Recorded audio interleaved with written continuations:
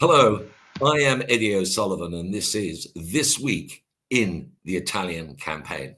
In This Week in the Italian Campaign, the Second Fifth Army attack on the Monte Camino Massif in December 1943, I will be joined by my special guest, Mick Barry, who will discuss the life and legacy of Lieutenant Terence Barry of the 1st Battalion of the London Irish Rifles. But first, a roundup of events in Italy 80 years ago this week. At midnight on the 5th of December, the 1st Canadian Division, which had transferred to the Adriatic coast from the higher Pennines to relieve Britain's 78th Division, attacked across the Moro River. After heavy fighting, it secured the North Bank and captured San Leonardo on the 9th of December. The Canadians then advanced to an apparently insignificant gully that ran south of Ortona to the sea. As we shall learn in a future episode of This Week in the Italian Campaign, it wasn't. On the 10th of December, Tullio Tamburini, Chief of Police for the Italian Social Republic, issued exceptions to the November order for the arrest of all the Jews in Italy. He ordered the release of any who were over 70 years old or grievously ill, or who had a non-Jewish parent or spouse. About 40% of those recently arrested were allowed to go home for the time being.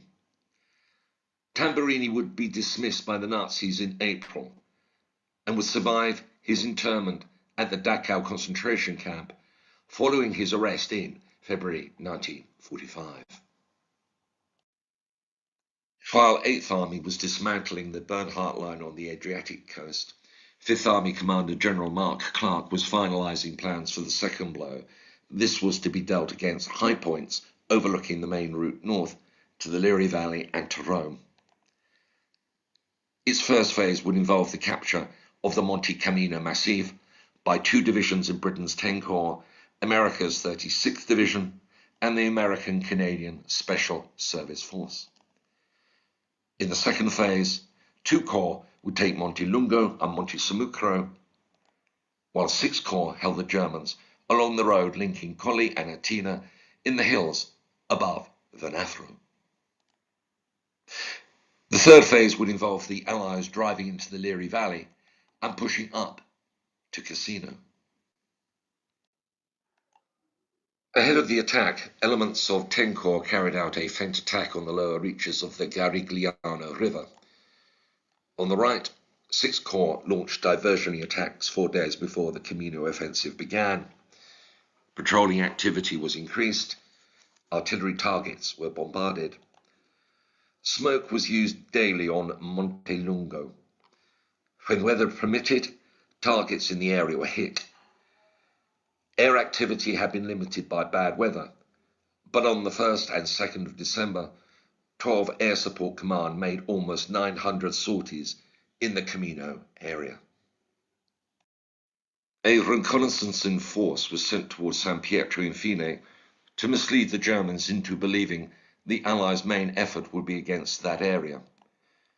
On the night of the 29th of November, US Rangers moved up from Venafro through Campagna to east of San Pietro.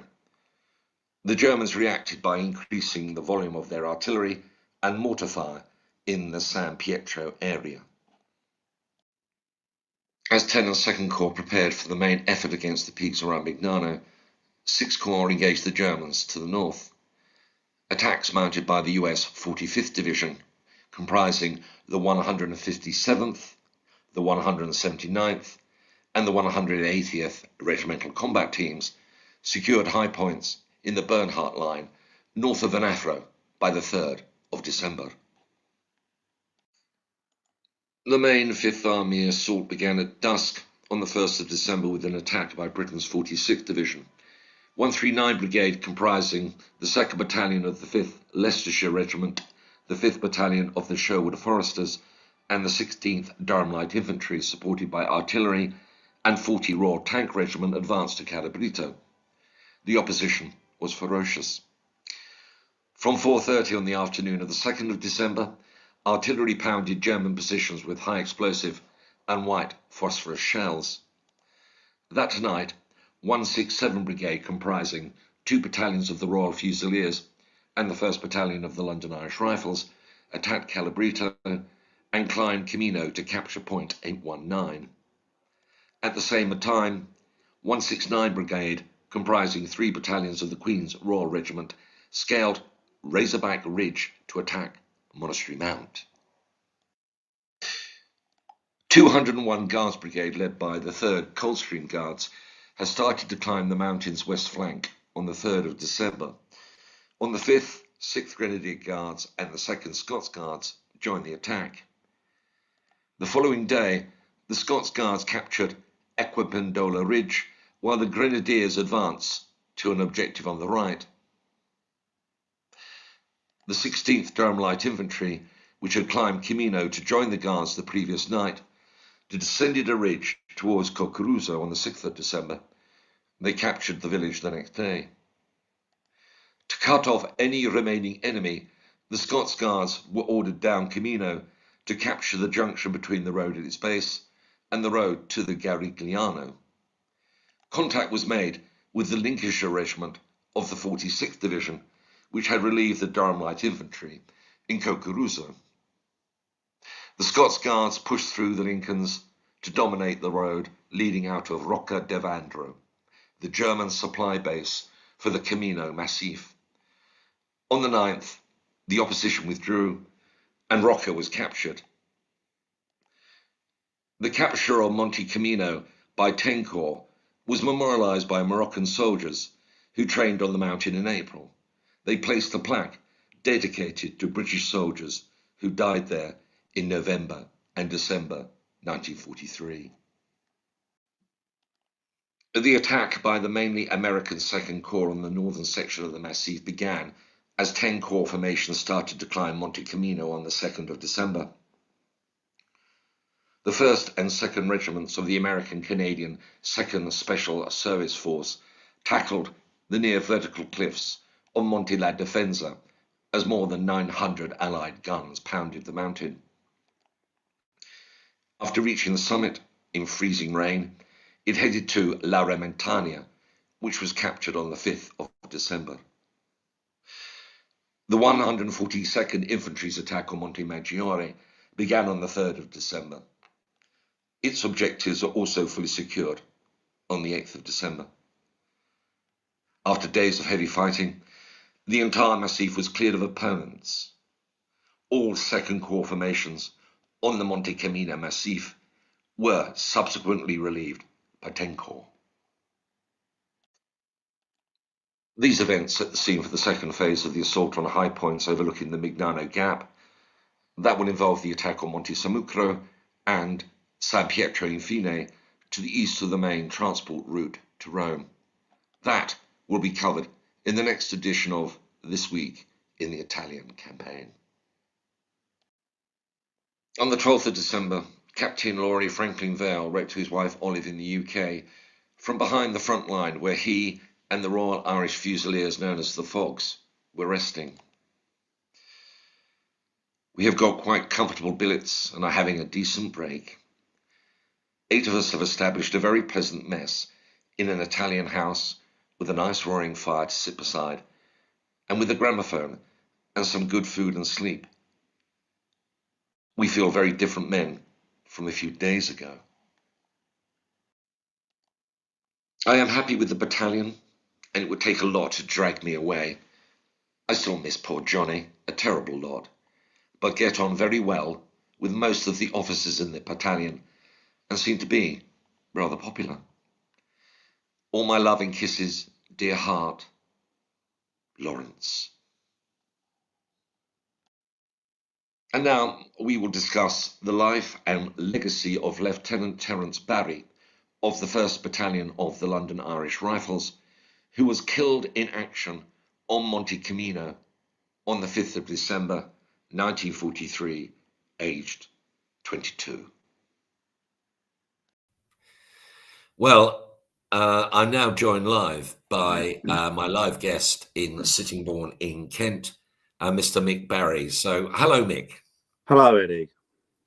Great to see you. Thank you for joining us. I'm really delighted that you're here to discuss the story of your uncle, Lieutenant Terence Barry. Great. Mick, look, tell us, first of all, a little bit of a background about Lieutenant Terence Barry. Who was he and how did he come to be in the London Irish Rifles and on Monte Camino? What's his background? Sure. His family? So he was born in Bermuda in 1921. And the reason he was in Bermuda was his parents, who were both Irish, principally his father, was working for the admiralty. So from there, they came back to England, where he went to school. He attended primary school in Sheerness. Then he followed his older brother, my father, to the local grammar school. But of course, his parents, being Irish, would always regard Ireland as home. So they would go back every year on holiday to Ireland. And he regarded himself as an Irishman, even though he spoke English like an Englishman. With the outbreak of war, he'd already won a place at Merton and went off to study history at Merton in Oxford. But he felt it was his duty to join up, and because he loved Ireland so much, regarded himself as an Irishman, being born of Irish parents, of course, he wanted to join an Irish regiment, hence the London Irish. So, did he actually finish his university study, or did he graduate? He did graduate, but at that time, of course, if a student had begun his studies, with the pressures of enlistment and war and what have you, he was given a second-class degree, even though he'd only done 12 months study, because by then he'd enlisted full time, went off for officer training. Right, very interesting. I didn't realise that was the sort of thing that happened, and so. He enlisted in officers' training. Do you know where he did that? In Scotland, in Dunbar. And so he did the officer training with lots of others, and he chose to join the London Irish Rifles. That's your understanding? Oh, yes, he chose because he regarded himself as an Irishman, even though I never met him, but he obviously spoke English because he was born and brought up in England, but he regarded himself as an Irishman. But while he was within the battalion, he was always regarded as an Englishman because there were a lot of Irishmen there. They said, "Oh, you're English," but he said, "No, I'm not. I'm Irish. Just because I sound English doesn't mean I'm not Irish." Yeah, so. And do you know much about his? When did he actually join the London Irish Rifles, the 1st Battalion? Do you know when he joined? 1940, if my memory serves me right. And at that point, the London Irish Rifles, of course, was based in the United Kingdom. That's right. Yes. But after that, they were dispatched, were they not? The one London Irish Rifles, they were set on a bit of a Cook's tour around the world. They were, yes. So something he mentions in one of his letters that he had to have a topee at great expense. And as they all said, it'd be a joke if we don't end up in the tropics with this type of headgear. But obviously they never used it. And you're right, they went on a world tour, and they ended up in India for a couple of days, which he found very interesting. But that wasn't to be their destination, because after they'd got to India, for whatever reason, they were turned around and sent to Iraq, because they were part of the force that was sent to northern Iraq to guard against the Germans who were in the Corsicas at the time. And the Allies thought that the Germans might threaten the oil fields there. So the London Irish, amongst others, were sent there to guard the oil fields. But they weren't there for long, because they were then sent west to join the campaign in Sicily, weren't they? That's right. So once the Russians had got their offensive going, that removed the threat of the Germans there. And so then they had a 9-day overland trip by lorries to take them to where they were going to end up, which was, as you say, eventually was Sicily. Yes. So they landed in Sicily. So the 1 London Irish, the 1st Battalion, was in the Sicily campaign, and the 2nd London Irish, which was my father's battalion, the Irish Brigade, were on the west side of Etna, whereas the 1 London Irish attacked on the east side, and of course were involved in the very bloody battle for Fossa Botticetto. Yes, that's correct. And that was their first experience of frontline action. So for them, it really was a baptism of fire, because as soon as they landed, they were more or less in action. And apparently they even got inadvertently attacked by American airplanes as well. Luckily, there were no casualties. So from there, after the Sicily campaign came to an end in the middle of August, the 1 London Irish were rested, repaired and reinforced, and set off by boat this time, didn't they, to the mainland? That's right. Yeah, it wasn't much of a rest, because they went into Salerno, of all places. And the journey of the 1 London Irish was then landed in Salerno, and then they were placed in the 5th Army under General Mark Clark, and they were sent up the west coast, which took them into across the Volturno, and then eventually they were a part of the attack on Camino, as we heard. That's right. Yeah, straight into action again. There was no rest for them. Yeah, it was a tough time for them all. I mean, his letters home don't really dwell much on the action.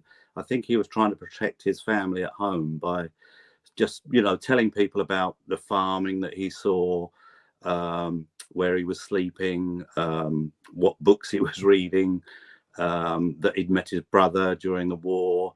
Oh, really? Oh, tell us about that. So he bumped into his brother, who's in another formation, I assume. Yeah, so that was my father, who was in the Royal Engineers, and they managed to bump into each other in Cairo. Obviously, it wasn't just a bump into; they managed somehow arrange to meet. So Terry had to go to on an intelligence course, and he had a few days leave. So he and my dad met up in Cairo and just had a meal and a drink in the famous Shepherd's Hotel.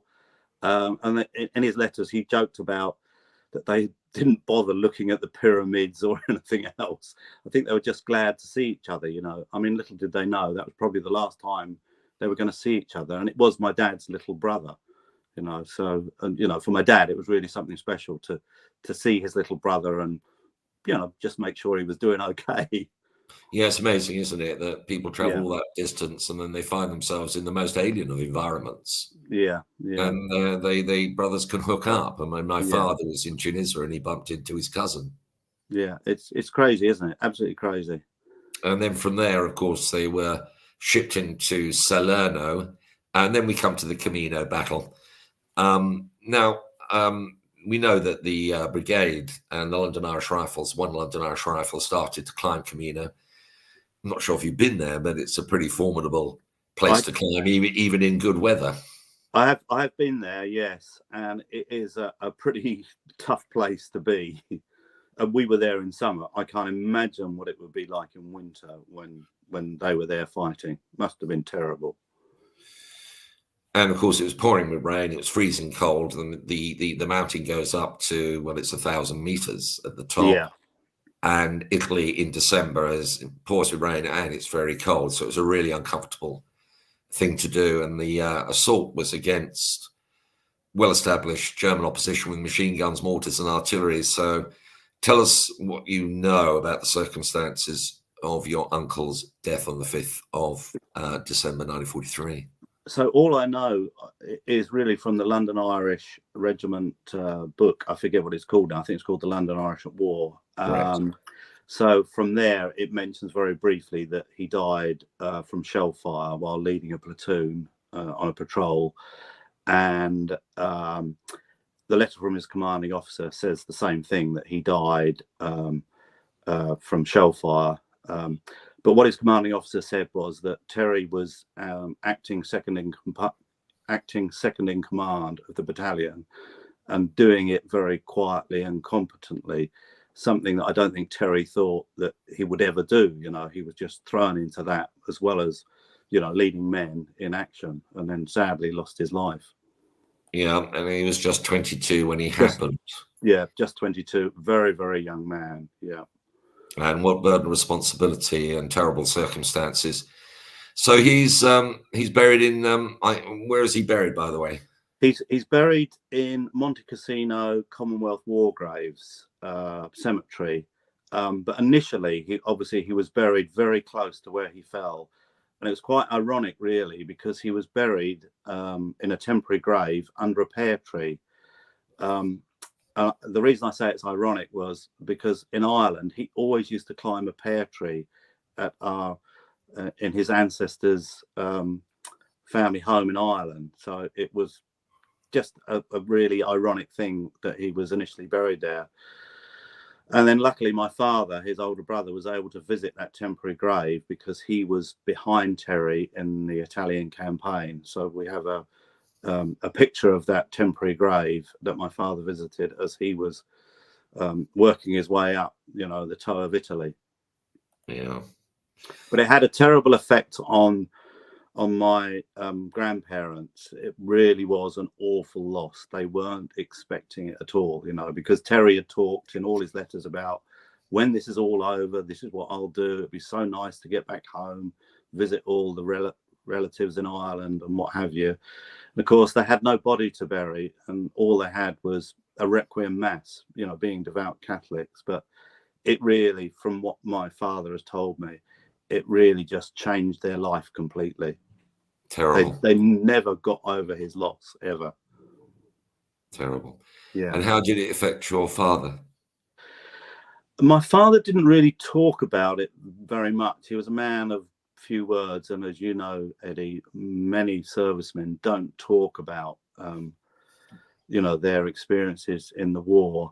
My dad would only really talk about him as about when they were small boys, you know, playing in Bermuda and playing in Ireland. He never really talked about his brother as a man, you know. But then I suppose his experience with him being his little brother was only as a boy and then a teenager, because, you know, they'd led their separate lives as young men. And your father himself, was he a volunteer or conscript? No, he was a volunteer as well. He volunteered. He was actually working in the dockyard at the time, a bit like his father and his father before him. And he just joined up. I think he and Terry both felt, you know, they could see what was going on in the world. We need to do our bit, and they both joined up. You know, different times, different regiments. How much older than your uncle was he, by the way? Oh my goodness! Now you got me. About 8 years. Oh, give or that's take a year. An age difference. So, yeah. Your father, did you share his name? Your father's name? Jimmy. So James or Jimmy. James. Yeah. He would have been around 30, so significantly older. So he would have had a very strong paternal, almost paternal feeling. He would always be looking out for his little brother, you know, and he always talked about Terry as his little brother, you know. But that was, you know, a term of endearment, you know.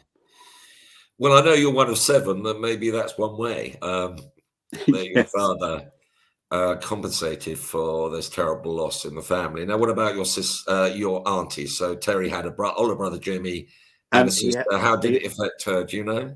Yeah, he had a little sister, Ellen, and again, she was 5 years younger than him. So, of course, for her, seeing her older brother Terry in his resplendent uniform of the London Irish, you know, she thought it was wonderful.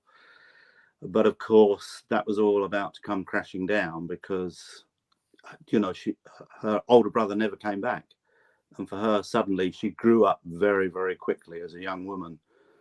Again, it affected her, the rest of her life, really, that she'd lost one of her brothers, Yeah, it's a loss that can't be repaired, isn't it? And I mean, did she talk about him much, or was it something?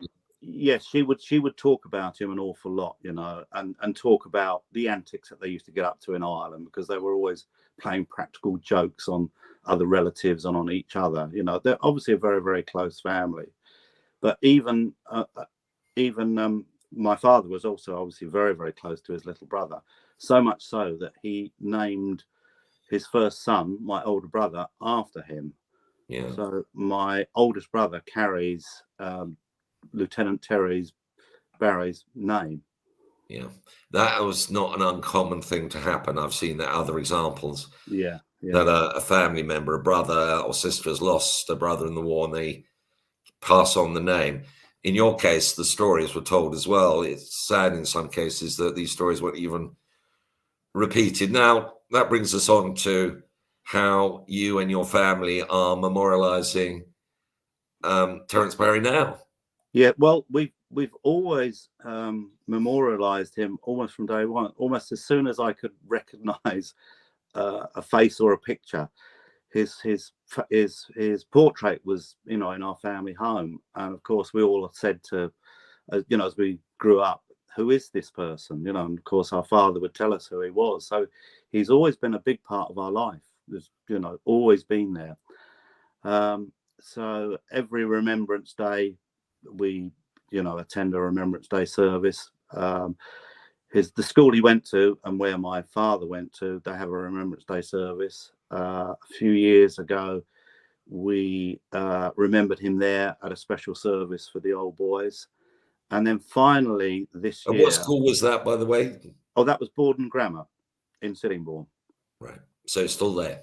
It's still there. In fact, my son went there, and Terry's namesake went there as well. So there's a real family tradition there. Amazing.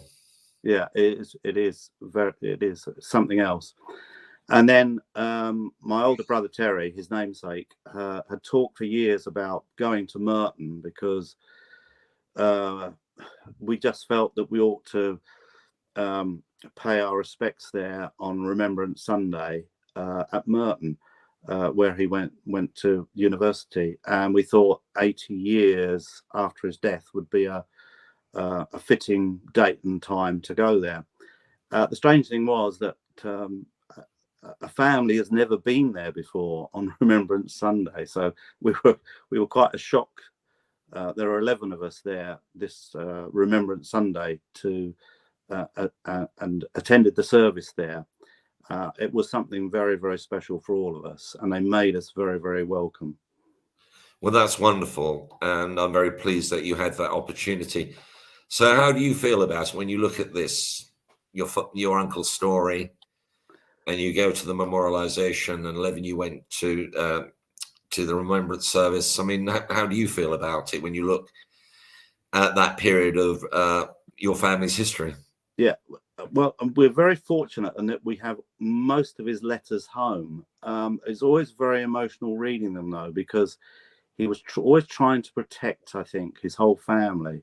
And he was always a bit blasé about what was going on, and he'd talk about the sights he was seeing and where he could sleep. He could sleep anywhere, and not to worry. But to my mind, he was a very young, courageous man doing the best job he could in very difficult circumstances. I've read all the histories of the Second World War, so I know within a little he was protecting everybody. Very brave man, very brave.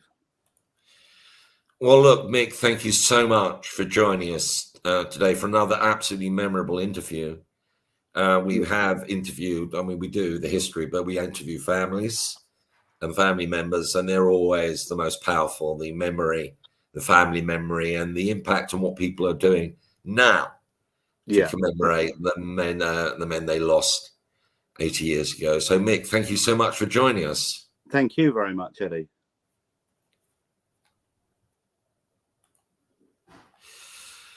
Well, that's it for this week's edition of This Week in the Italian Campaign. We'll be back again next week with another one. So until then, from everybody here at This Week in the Italian Campaign, it's goodbye, good luck, and God bless.